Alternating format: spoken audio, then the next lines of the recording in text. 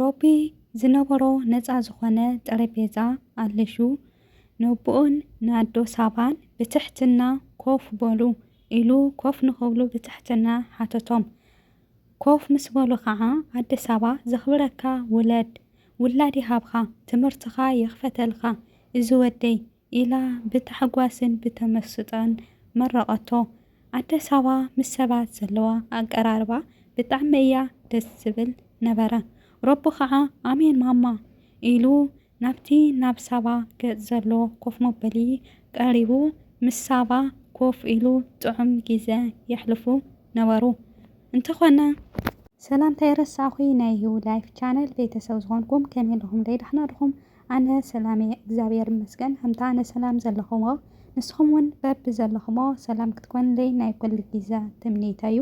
ናይዚ ቻነል ቤተሰብ ዝኾንኩም ኩሉ ግዜ ተባራትዕኒ ብፍቓድኩም ላይክ እና ሸር ኮመንት እናሃብኩም ተባራትዕንና ሞራል ተውኒ ኣዝየ ዘመስግን ብብርታዕኹም ቀጸልዎ ክብለኩም ፈቱ። ናይዚ ቻነል ቤተሰብ ዘይኾንኩም ግን ላይክ እና ሰብስክራይብ ብምግባር ቤተሰብ ኩኑ ክብለኩም ፈቱ።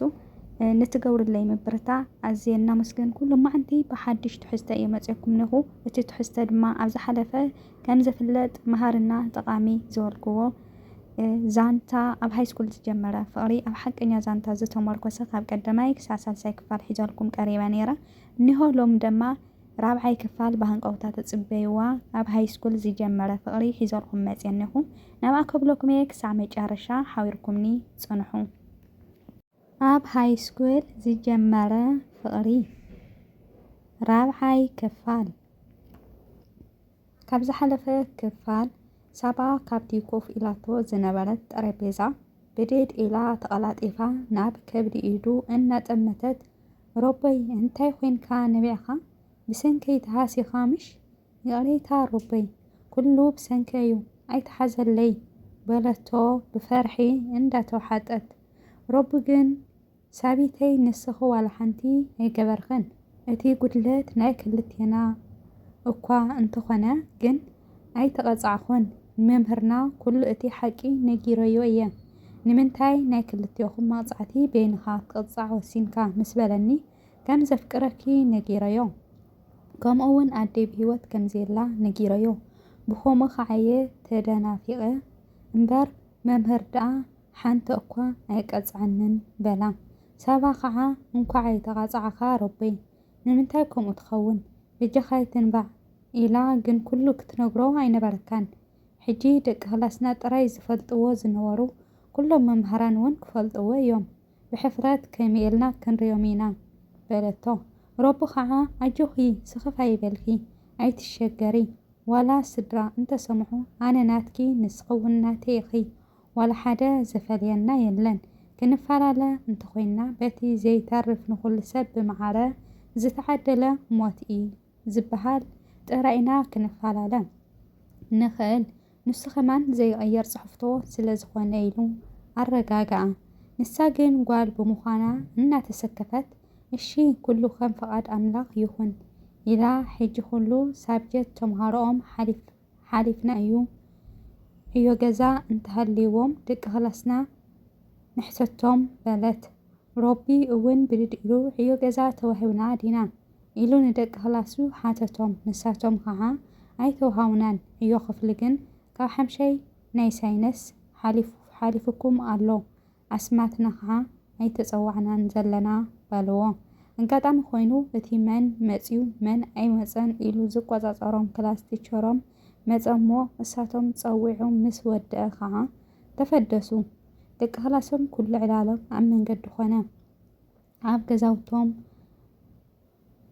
ብሮብን ሳባን ኮነ ገለ ካብቲ ዘዕልልዎ ዝነበሩ ዕላላት ሪኢኹም ዶ ደስ ክብልኻ እቲ ፍቕሮም ከቕንአካ ምሽ ብሓቂ ሮቢ ዓብዪ ሰብ እዩ ንዕኡ ትግባእ ሳባ እውን ዝጐድላ የብላን ካብ መልክዓ ኮነ ካብ ኣቀራርባ ምስ ሰባት ዘለዋ ብሓቂ ኣምላኽ ኣብ መፈጸምታ የብፅሓዮም እናበሉ ብፍቕሪ ሮብን ሳባን እንተጀንቢሮም ኩላቶም ነናቶም ትንተናዮም ዘቕርቦ ድሮ ትምህርቲ ተወዲኡ ምዕጻው ትምህርቲ መዓልቲ ወለዲ ምስ ኮነ ስድራ ተምሃሮ ተኣኪቦም ውፅኢት ደቆም ክርእዩ ወፁ። ሮቢ ምስ ኣቦኡ ሳባ እውን ምስ ኣድያ ተታሒዞም ይመፁ እሞ ኣብቲ መዓልቲ ወላዲ መፅለሊ ዝተዘርግሐ ኬንዳ ኣትዮም መኽፈሊ ክርእዩ እና ኣማዓደው ከለዉ ብወገን ሮቢ ዝነበሮ ናፃ ዝኾነ ጠረጴዛ ይርኢ እሞ ኣቦይ ንዓ በዚ ኮፍ በል ነደ ሳባ እውን ማማ በዚ ንዕነ ኮፍ በላ ኢሉ ብትሕትና ኣቦኡን ኣዴ ሳባን ኮፍ ኣበሎም ቦታ ኣትሓዞም። ኮፍ ምስ በሉ ከዓ ኣደ ሳባ ዘኽብረካ ውላድ ይሃብካ ዝወደይ ትምህርትኻ ይኽፈተልካ ንዝወደይ ኢለን መረቕኦ። ኣደ ሳባ ምስ ሰባት ዘለዋ ቀራርባ ብጣዕሚ እያ ደስ ትብል። ኣቦ ሮቢ ግን ቁሩብ ሕይል ዝበሉ እዮም። ሮቢ ከዓ ኣሜን ማማ ኢሉ ናብቲ ሳባ ገጽ ዘላቶ ኮፍ መበሊ ቀሪቡ ምስኣ ኮፍ በለ። እቲ ዝነበረ ናይ መዓልቲ ወለዲ ምዝንጋዕ ተወዲኡ ብልጫ ምሃብ ተጀሚሩ ሳባ ቀዳመይቲ ሮቢ ካልኣይ ኮይኑ ትምህርቶም ተዛዘመ። ብልጫም ወሲዶም ከዓ ምስ ስድሮኦም እናተሓጎሱ ንገዞም ተመለሱ። ሮብን ሳባን ናይ ዕረፍቲ ግዜ ምስቲ ሰናይ ክራማት የሕሊፎም ትምህርቶም ክሳዕ ዝጅመር ከዓ ኣብ ገዛውቶም ናይ ምሸት ተረኺቦም ብዛዕባ መጻኢኦም የዕልሉ ነበሩ። ናይ ዕረፍቲ ግዜ ድሮ ተወዲኡ ምጅማር ትምህርቲ መዝገባ ተጀሚሩ። ሮብን ሳባን ጽቡቕ ናይ ዕረፍቲ ግዜ ሰናይ ክራማት የሕሊፎም ተታሒዞም ክምዝገቡ እናኸዱ ከለዉ ኩሉ ዘሕለፍዎ ተዘክሮታት ትዝታታት ናይ ፍቕሮም ኮነ ናይ ደቂ ክላሶም ቅጅል እናበሉ ኣብቲ ቤት ትምህርቲ ኣተዉ። ኣጋጣሚ መምህሮም ይረኽቦም እሞ ሮቢ ሳባ ኢሉ ብታሕጓስ ሓቋቒፉ ሰዓሞም። ክራማት ከመይ ሓሊፉ ናይ ዕረፍቲ ግዜኸ ከመይ ኣስተማቒርኩሞ ብምባል ሓተቶም። ሮብን ሳባን ድማ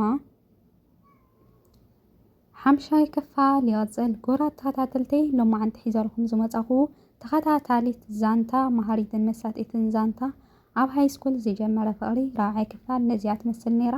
እኒሆ ዝቕፅል ብሓምሻይ ክፋል ወይም ብኸሊእ ትሕዝቶ ክሳዕ ነራኸብ። ሰናይ ግዜ ሰናይ ቅንያት ክኾነልኩም ሰናይ ትምኒተይ እዩ። ንትገብሩለይ ምብርታ ኣዝየ ዘመስግን። ካብ ሕዚ እውን ምትብባዕኩም ሞራል ምሃብኩም ኣይፈለየኒ። ናይዚ ቻናል ሓደሽቲ ዘይኮንኩም ቤተሰብ ዘይኮንኩም ግን ላይክ ሳብስክራይብ ብምግባር ቤተሰብ ኩኑ ኢኹም። ናይዚ ቻናል ቤተሰብ ዝኾንኩም ድማ ነቲ ትገብሩለይ ምብርታ ኣጠናኺርኩም ቀጽልዎ ምብርታዕኩም ኣይፈለየኒ ክብለኩም ፈቱ። ኣብ ዝቕፅል ብሓምሻይ ክፋል ኣብ ሃይስኩል ዝጀመረ ፍቕሪ ወይ ብኻሊእ መሃሪ መዘናግዒ ጠቓሚ ዝበልክዎ ነገራት ሒዘልኩም ክሳዕ ዝመጽእ ሰናይ ግዜ ሰናይ ቅንያት ክኾነልኩም ሰናይ ትምኒተይ እዩ።